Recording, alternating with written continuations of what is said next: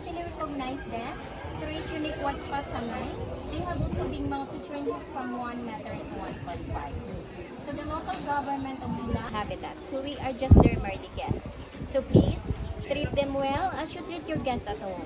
So before going to the site, it is mandatory to wear life vest for your own safety. But if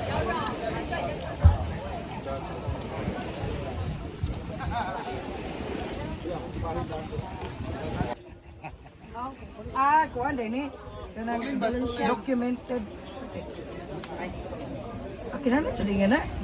O para dili mahusus mo makawin. Kay ba?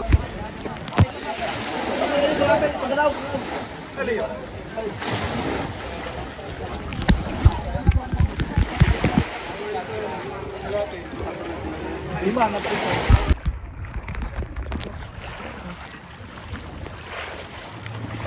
Oh.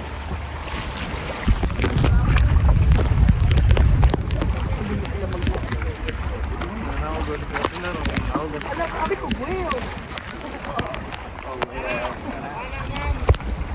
Okay. Unsa ba ka nga year? Last year karon? Ako? At mag-usap ko mga 3 months. That's paddle boat. Oh, gamay raman, sir. Juvenile lagi. Juvenile delinquent pag yan. Sa taas. Agam, expect kayo katong bus imong giingon. Oo.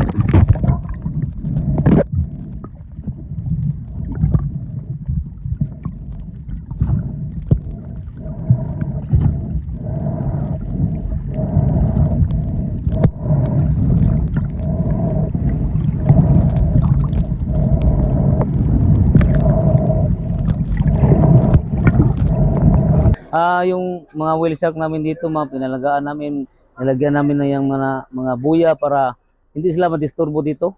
Nilagyan ng mga buya doon sa laot para yung mga bangka na dumadaan hindi maano nila, hindi ma-flare yung sa pala, hindi matamaan. Ganyan kami nag-alaga sa mga whale shark dito. Para tuloy-tuloy ang turista dito sa Taog Lila Whale Shark.